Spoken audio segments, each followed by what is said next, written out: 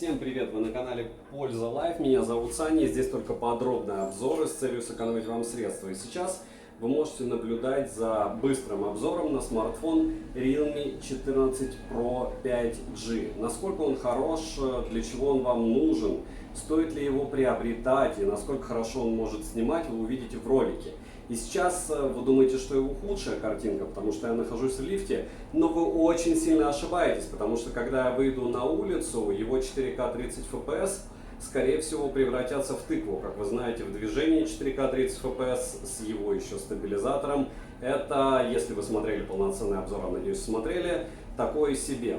Не забывайте посмотреть полноценный обзор, там уже наспамили рекламщики Realme, но это, кстати, очень мило, что в комментариях они что-то там пишут и потом накидывают лайки на свежих новых аккаунтах. То есть только ролик вышел, какой-то новый аккаунт появился, рассказал, какой Realme волшебный, туда накидали много десятков лайков, савадикап, и это прикольно.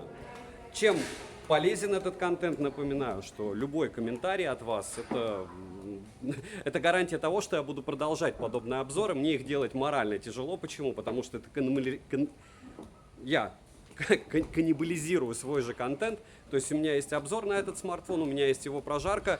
Но для того, чтобы и хейтеры, и фанаты, и все остальные могли увидеть в одинаковых условиях способности съемки на основной сенсор в максимальном разрешении, не берем 8К, а либо 4К 60 FPS, либо 4К 30 FPS у смартфона, мне кажется, максимально репрезентативная выборка. Больше 100 смартфонов в подобном формате. И я надеюсь на вашу поддержку. Потому что не важно, сколько там просмотров, но если вам это полезно, то я это буду дело продолжать. Если нет, то продолжать, разумеется, перестану. Ну, нет смысла делать, если людям не надо, правильно? Но пока вроде бы кто-то что-то пишет. За это огромное спасибо. И если хотите помочь каналу, подпишитесь на этот канал, на ТГ скидок по ссылке в описании первой. Распродажа на Али закончилась, но они, кстати, продолжили продавать СМФ-ки, ну, точнее не СМФ, а Nothing Phone 3A по 28, это, конечно, космос. И Xiaomi 15 по 65, но без таможни, глобалку. Тоже космос, но вспоминаем курс, который не радует. И забываем об этом, переходим к Realme. Нижний ценник у Realme, по-моему, был 22 600 на Алихе. Я скидывал это дело в канал скидок. Я его брал, по-моему, тоже за 22. Что нам за это дают в комплекте? В комплекте нам дают зарядку, кабель, смартфон, чехол. И все бы было хорошо, если бы я сказал, что зарядка быстрая, 45 Вт. Но с этого бы я и хотел начать, потому что мало того, что здесь нет ультраширика, они его просто выпилили. Это слишком дорого для них. Так еще и смартфон выбивает 700 тысяч баллов в Antutu, плюс зарядка, вот так вот вы сможете снимать. X5, хотите хейтером меня считайте, хотите кем хотите, X2, X1. Но факт остается фактом, что за такие деньги такой процессор, это аналог CMF Phone 1, который я, кстати, сейчас вспомнил, за 15 тысяч рублей. Но в CMF Phone нет защиты от влаги, там можно чехольчики задней стороны менять. Нет NFC и стерео. Здесь нет ультраширика, нет 4К, в принципе, у аналогов нету. В эти деньги у аналогов есть у Poco X6 Pro, но давайте поступательно. Так вот, это супер быстрая зарядка, которая номинально является быстрой. Почему? Потому что заряжает она его за час 10, час 20. И это как бы плохо.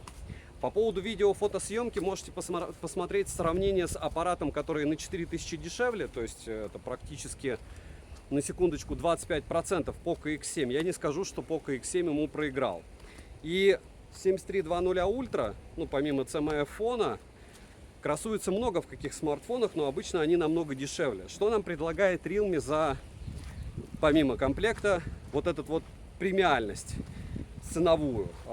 Это в первую очередь защиту от влаги, она здесь топовая, есть отдельный режим для съемки под водой, в ужасно убогом разрешении. Но классно, что он реализован, как будто это Vivo, как будто это дорогой смарт, и это не сарказм, мне реально это дело очень нравится. Плюс, сразу отдельно, чтобы вы не думали, что я накидываю негатива, есть у него такая суперсила, как физический датчик приближения. Допустим, у всех Xiaomi, как я помню, у всех Redmi, этот датчик приближения, к сожалению, для нас виртуальный.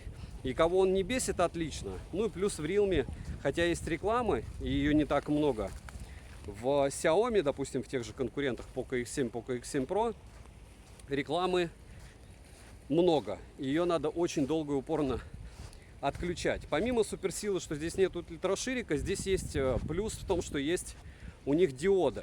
Насколько смартфон, по их мнению, бесперспективняк, самих Realme, мое мнение, это вы посмотрите, сколько у них заинтересованных блогеров делали обзоры на 14 Pro Plus, не заинтересованных, точнее, как много блогеров выбрали этот смартфон для того, чтобы о нем рассказать, и как много рассказали о 14 Pro. Как вы понимаете, это там 1,5 землекопа утрировано, потому что 14 Pro, даже по мнению, наверное, маркетологов Realme, которые все дело свое продвигают, является не лучшим вариантом для того, чтобы убеждать покупателей его приобрести. Почему это довольно смешно? Потому что я не считаю Realme более премиальным брендом, чем Poco, они на одном уровне для меня. И когда есть Poco X7 Pro с 4К 60 FPS и еще большим количеством плюшек, разумеется, большим количеством недостатков, и Realme 14 Pro, который вы откроете FOPDA и посмотрите, кот наплакал людей, которые вообще интересуются этим устройством, возникает вопрос, за что вы его можете приобрести. И вместо того, чтобы рассказывать, что здесь довольно неплохая внутренняя память, неплохая защита от влаги, в принципе, на него можно снимать фото, но процессор убивает все. И процессор убивает в первую очередь видео. То есть, когда было сравнение с Poco X7, он же такой же печальный, но намного дешевле. Вы видели, как Realme справляется со своей задачей, и при том, что Poco не очень хороший в играх, хотя он на 25% дешевле, но и Realme тоже очень печален. Мы когда его жарили на канале для стримов, сказать, что он плохо отработал, это ничего не сказать. Это просто... Это не игровой смартфон, притом он, наверное, даже настроен так, чтобы вообще быть не игровым. Фотографии довольно приятные. Видео вы видите сейчас сами. Снимать, когда мне говорят, а почему ты не снимаешь пример или обзор одним кадром в 1080p 60 fps, ну давайте будем откровенны. А какого лешего я смартфон, который может снимать в 4К, буду тестировать в 1080p? Я считаю, что это как минимум нелогично. Тогда можно покупать что-то намного дешевле, так 1000 на 10. Правильно? То есть ты здесь, по идее, переплачиваешь либо... По поводу... Давайте сразу, вот сейчас еще напишут по поводу экрана. По поводу экрана яркость здесь, как и у всех, плюс-минус. То есть экран яркий, хороший, периодически яркость сбрасывает, на солнце яркости достаточно. Аккумулятор, никакого космоса здесь нет, здесь просто он очень долго заряжается, а в PC-марке плюс-минус такие же данные, посмотрите, там в районе 8 часов. Никаких там 12 часов, как я ожидал, не было. Почему? Потому что процессор кушает, хотя он и не особо мощный. Тротлинга практически нет, но тротлить нечему. Так что, хорошие фото относительно. За свою стоимость, я считаю, фото лучше у конкурентов есть. Материалы корпуса, разумеется, пластик, никакого металла здесь нет. По съемке, ну вот сейчас я, допустим, двигаю, ну он тормозит. Я уже показывал это в ролике. То есть и этот аппарат не про съемку, можно встать на штативе, и вот не двигаясь, если снимать, то, наверное, он будет неплох. Опять же, примерно так же будет неплох и Poco M6 Pro, допустим. M6 Pro. Если из конкурентов других каких, просто выпускают дешевыми Redmi, которые все закопали. Я согласен, что Redmi выпустила максимально убогую серию, но опять же не в сравнении, допустим, вот Realme C75 в те же деньги, что Redmi Note 14 Pro, 14 4G, и завтра у меня будет обзор, ну это конечно, жесть. Жесть то, что они выпустили. Что у нас там еще? 9 минут. В принципе, достаточно. Почему? Потому что опять же, в какой-то момент времени, я это каждый обзор повторяю, Realme стали любить. Потому что мы, блогеры, делали много обзоров на их дешевые классные смарты. Вот эти GT2, GT1, Flash Edition, Neo, все вообще. И потом, мое мнение, они подумали, что они могут что угодно выпускать, народ все равно купит. И продолжают это делать. Там клепают чуть ли не каждые 3 месяца новое устройство. 13 Pro от 14 Pro чем отличается, можете посмотреть и улыбнуться по спекам.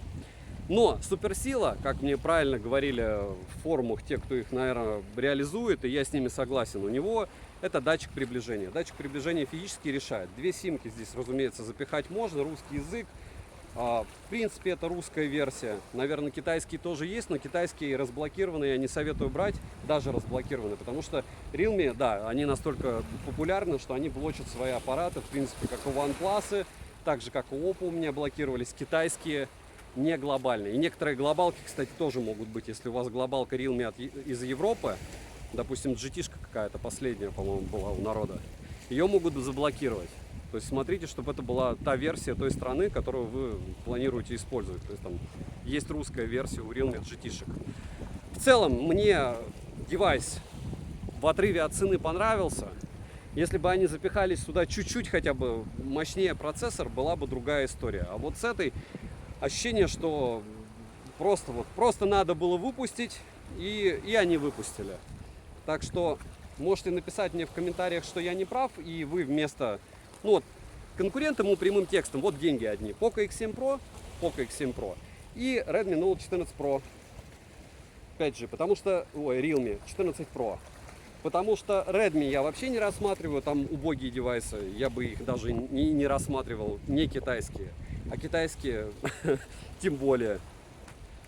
А глобальные, хорошо, что они что-то пилят, мне есть на что делать обзор, а вам есть с чем сравнивать. Повторяю, что все вот эти вот мои примеры видео — это идеальные условия для смартфона. Просто великолепная картинка, красиво, море, песок, солнышко. Поэтому считайте, что это лучшее, что он может выдать. Если вас это дело устраивает, напишите, может быть, вы его себе выбрали, по каким причинам, и все. То есть это не про видеосъемку и не про игры. Про что тогда этот смарт? И не про лютую автономность точно. И не про быструю зарядку. Но про съемку под водой в 720p. Которую, кстати, если вы его утопите, я не думаю, что вам его кто-то будет менять. Просто скажут, что вы слишком надолго, либо слишком глубоко его утопили. Но не факт. Может, кто-то сталкивался с Realme, напишите. Девайсу от меня однозначное да, потому что кто-то его будет продавать, кто-то на этом сможет заработать, кто-то его сможет, может быть, выгодно купить. Подписывайтесь на канал с колоколом. Добра и удачи вам, дорогие друзья!